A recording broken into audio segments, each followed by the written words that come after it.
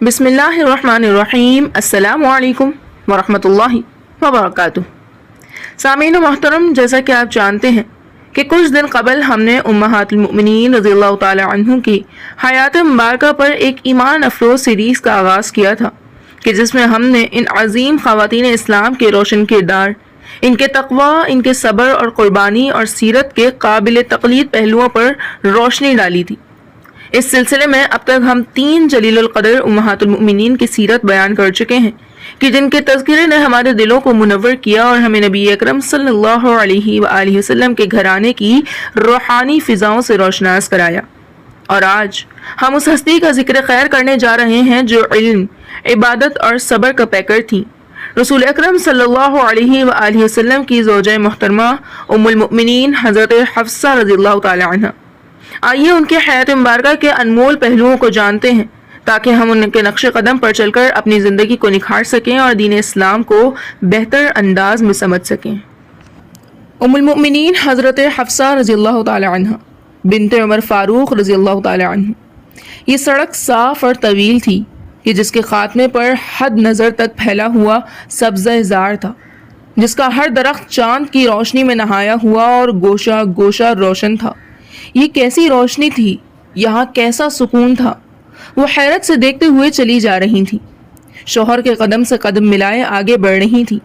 انہیں یہ سڑک طے کر کے ایسے نخلستان میں جانا تھا کہ حیرت کی بات تھی کہ آسمان پر چمکنے والے ماہ کامل کی روشنی سڑک پر نہیں، صرف اسی شجرستان پر نثار ہو رہی تھی۔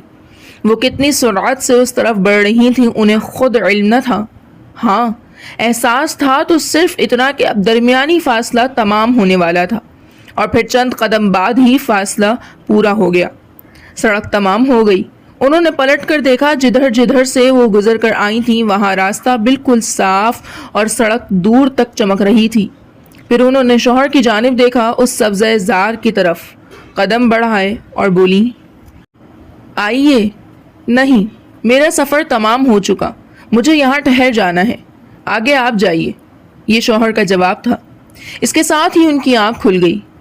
صبح ابھی ہوئی نہیں تھی مگر ہونے ہی والی تھی۔ فلک پر چٹکے ہوئے ستارے چشم خواب جھپک رہے تھے، کائنات ابدی نشے میں مدہوش تھی اور حضرت بلال رضی اللہ تعالی عنہ کی آواز گونج رہی تھی۔ یہ اسلام کے پہلے مؤذن خدا کی وحدانیت اور رسول اللہ صلی اللہ علیہ وآلہ وسلم کی رسالت کا اعلان کر کے مومنوں کو فریضہ حج کی ادائیگی کے لیے پکار رہے تھے۔ اپنے اس عجیب و غریب خواب پر متحیر و متردد خاتون اٹھی، انہوں نے نماز صبح ادا کی اور دیر تک خدائے واحد سے اس کی رحمت اور رضامندی طلب کرتی رہیں۔ وہ سوچوں میں گم تھیں کہ یہ کیسا خواب تھا، اسے وہ کیا سمجھے کہ ان کے شوہر کا سفر تمام ہو چکا ہے اور انہیں ابھی آگے بڑھنا ہے، اور آگے بھی کہاں؟ اس سبزہ زار کی طرف کہ جس کے لیے وہ کامل کی روشنی مخصوص ہے، جس کا گوشہ منور ہے۔ وہ خاموش غور کرتی رہیں، سوچتی رہیں، مگر اس کی تعبیر نہ جان سکی۔ یہ متحیر خاتون حضرت عمر فاروق رضی اللہ تعالی عنہ کی صاحبزادی جنشین بن خزافت سہمی کی بیوی حضرت حفصہ رضی اللہ تعالی عنہ تھی۔ آپ کی والدہ کا نام زینب بن فطعون تھا، جو مشہور صحابی حضرت عثمان بن فطعون کی ہمشیرہ تھی اور خود بھی صحابیہ۔ آپ بعثت نبی صلی اللہ علیہ وآلہ وسلم سے 5 برس قبل پیدا ہوئیں۔ یہ وہ زمانہ تھا جب رسول اللہ صلی اللہ علیہ وآلہ وسلم کی عمر 35 برس تھی اور ان دنوں عرب قبائل کی حالت بہت خراب تھی۔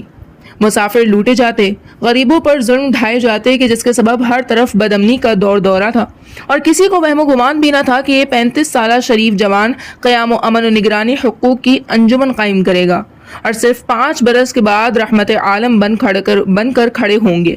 جس سال حضرت حفصہ رضی اللہ تعالی عنہ پیدا ہوئی، کعبہ کی اثر نو تعمیر کا وہ عجیب و غریب واقعہ پیش آیا کہ جس میں حجر اسود کو قائم کر کے رسول اللہ صلی اللہ علیہ وآلہ وسلم نے نبوت سے قبل ہی اپنے امین، صادق اور حاکم ہونے کا ثبوت دے دیا۔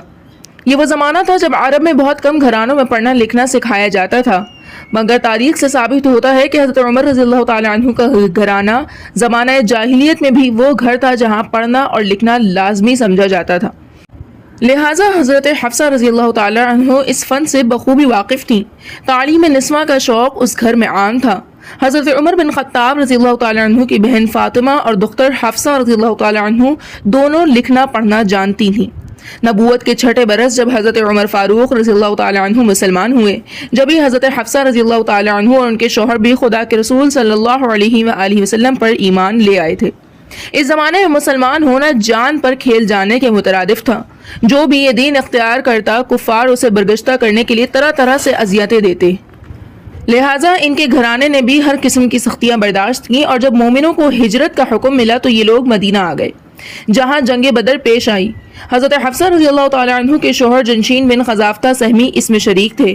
کچھ مورخین کا خیال ہے کہ وہ غزوہ بدر میں شہید ہوئے، اور کچھ فرماتے ہیں کہ اس جنگ کے کچھ عرصے بعد انہوں نے انتقال کیا۔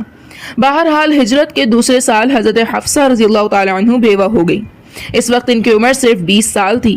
یہ وہ وقت تھا جب حضرت عائشہ رضی اللہ تعالیٰ عنہ سرور عالم صلی اللہ علیہ وآلہ وسلم کے نکاح میں آ چکی تھی۔ یہ بھی عجیب بات ہے، تاریخ میں حضرت ابوبکر صدیق رضی اللہ تعالیٰ عنہ اور حضرت عمر فاروق رضی اللہ تعالیٰ عنہ کے تعلقات کچھ عجیب نظر آتے ہیں۔ اسلام میں رسول اللہ صلی اللہ علیہ وآلہ وسلم کے نام مبارک کے بعد ان دو حضرات کے اسم گرامی شمس و قمر کی مانند جگمگاتے ہوئے نظر آتے ہیں۔ یہ دونوں عاشق رسول صلی اللہ علیہ وآلہ وسلم ایک دوسرے سے بڑھ چڑھ کر اسلام کے لیے قربانیاں دیتے رہے، اور خدا اور رسول صلی اللہ علیہ وآلہ وسلم کے خوشنودی کے لیے عمل کرتے رہے۔ گو کہ حضرت ابوبکر صدیق رضی اللہ تعالیٰ عنہ عشق رسول صلی اللہ علیہ وآلہ وسلم میں اس رات سب پر سبقت لے گئے جو انہوں نے غار ثور میں پیغمبر اسلام صلی اللہ علیہ وآلہ وسلم کے ساتھ بسر کی، کہ جسے سن کر حضرت عمر رضی اللہ تعالیٰ عنہ نے کہا کہ میں اس رات کے بدلے اپنے تمام اعمال دینے کے لیے تیار ہوں۔ لیکن اپنے زمانہ خلافت میں فتوحات اسلام میں حضرت عمر فاروق رضی اللہ تعالیٰ عنہ سب پر غالب نظر آتے ہیں، کیونکہ اسلام کو جس قدر فتوحات حاصل ہوئیں انہی کے زمانے میں خلافت میں ہوئی۔ ان دونوں ہستیوں کا ہر فعل، ہر عمل اور باہمی انس و محبت سب خدا کے لیے تھی۔ ان میں نہ ایک دوسرے پر غالب آنے کی خواہش تھی اور نہ دنیا کو دکھانا تھا۔ وہ تقرب رسول صلی اللہ علیہ وآلہ وسلم کے تمنائی اور رضامندی خدا کے طالب تھے، اور غزوہ تبوک میں خدا کی راہ میں مال و اسباب دینا اس کی بہترین مثال ہے۔ یہی جذبات تھے کہ جن کے تحت حضرت حفصہ رضی اللہ تعالیٰ عنہ کے بیوہ ہونے کے بعد اسلام کے حکم کے مطابق جب حضرت عمر فاروق رضی اللہ تعالیٰ عنہ کے دل میں ان کے عقد ثانی کا خیال آیا، مگر وہ اس خواہش کو تقویت دینے کی ہمت نہ کر سکے، کیونکہ رسول اللہ صلی اللہ علیہ وآلہ وسلم کا ہر نکاح خدا کے حکم سے ہوا تھا، اور عائشہ رضی اللہ تعالیٰ عنہ کے لیے تو قرآن پاک میں واضح اشارہ موجود تھا۔ حضرت عمر فاروق رضی اللہ تعالیٰ عنہ نے سمجھا کہ وہ اتنے اعلیٰ و عرفہ نہیں ہیں کہ رسول اللہ صلی اللہ علیہ وآلہ وسلم سے اس طرح تقرب حاصل کر سکیں، لیکن حضرت حفصہ رضی اللہ تعالیٰ عنہ کا نکاح کرنا ان کا ذاتی مسئلہ تو نہیں تھا جس میں خواہشات کو دخل ہوتا، یہ تو خدا کا حکم تھا کہ جس کی وجہ سے مسلمان نکاح بیوگاہ کو فرض منصبی سمجھتے تھے۔ لہٰذا جو ہی حضرت حفصہ رضی اللہ تعالیٰ عنہ کی عدت کی میعاد ختم ہوئی، حضرت عمر فاروق رضی اللہ تعالیٰ عنہ نے دستور کے مطابق حضرت عثمان غنی رضی اللہ تعالیٰ عنہ کی بیٹی کے نکاح کا پیغام دیا۔ اس زمانے میں عثمان غنی رضی اللہ تعالیٰ عنہ کی زوجہ رسول اللہ صلی اللہ علیہ وسلم کی صاحبزادی حضرت رقیہ رضی اللہ تعالیٰ عنہ کا انتقال ہو چکا تھا، لیکن ابھی انہوں نے دوسرا نکاح نہ کیا تھا اور تنہا تھے۔ یہی دیکھتے ہوئے حضرت عمر فاروق رضی اللہ تعالیٰ عنہ نے اپنی صاحبزادی کا پیغام انہیں دیا۔ یہ معاملہ رسول اللہ صلی اللہ علیہ وآلہ وسلم کے سماع مبارک تک پہنچا تو آپ صلی اللہ علیہ وآلہ وسلم نے چند لمحے سکوت فرمایا، پھر حضرت عمر فاروق رضی اللہ تعالیٰ عنہ کو طلب فرمایا اور گویا ہوئے، کیا میں عثمان کو حفصہ رضی اللہ تعالیٰ عنہ سے بہتر بیوی اور حفصہ رضی اللہ تعالیٰ عنہ کو عثمان سے بہتر شوہر نہ دے دوں؟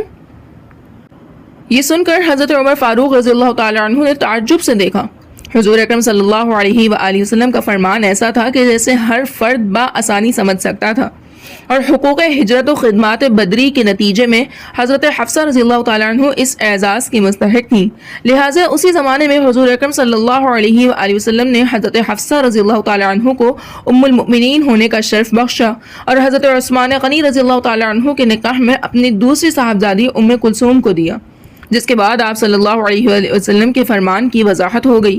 اس تقرب پر حضرت عمر رضی اللہ تعالیٰ عنہ جتنا بھی فخر کرتے کم تھا۔ ام المؤمنین حضرت حفصہ رضی اللہ تعالیٰ عنہ نہایت خوش مزاج اور عبادت گزار تھیں۔ وہ بڑی گوشہ نشین اور پرہیزگار خاتون تھیں، اور آپ کا یہ حال تھا کہ اشد ضرورت کے بغیر کبھی گھر سے باہر قدم نہیں نکالا۔ آپ کا زیادہ وقت عبادت میں گزرتا، اگرچہ اس زمانے میں جب آپ رسول اللہ صلی اللہ علیہ وآلہ وسلم کے نکاح میں داخل ہوئیں بالکل جوان تھیں، مگر آپ میں بزرگوں جیسی سنجیدگی اور علماء جیسا وقار تھا۔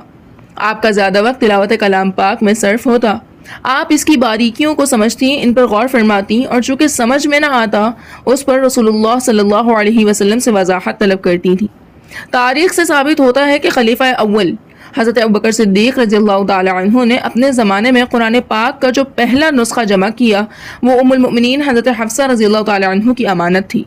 11 ہجری میں جب رسول اللہ صلی اللہ علیہ وآلہ وسلم کا وصال ہوا تو آپ نے تمام تعلقات دنیا سے منقطع کر لیے اور گوشہ نشی ہو گئی، اور اس وقت سے اپنی وفات کے وقت تک آپ صائم النہار و قائم اللیل رہیں۔ دیگر امہات المؤمنین کو نہ کبھی شکایت کا موقع دیا اور نہ کبھی خود کسی کی شکایت کی، لیکن حضرت عائشہ صدیقہ رضی اللہ تعالی عنہ سے کچھ زیادہ ہی تقرب حاصل رہا کہ جس طرح حضرت ابوبکر صدیق رضی اللہ تعالی عنہ اور حضرت عمر فاروق رضی اللہ تعالی عنہ عمر بھر شیر و شکر رہے، اسی طرح ان کی صاحبزادیاں حضرت حفصہ اور حضرت عائشہ رضی اللہ تعالی عنہ بھی ایک دوسرے کی غمخوار اور دوست رہیں۔ ان کا بہترین ثبوت یہ ہے کہ جب قصاص حضرت عثمان غنی رضی اللہ تعالی عنہ کے سلسلے میں جنگ جمل واقعہ ہوئی تو ام المؤمنین حضرت حفصہ رضی اللہ تعالی عنہ اور ام المؤمنین حضرت عائشہ صدیقہ رضی اللہ تعالی عنہ ساتھ تھیں، لیکن اسی دوران ان کے برادر محترم حضرت عبداللہ بن عمر انہیں اپنے ہمراہ لے گئے۔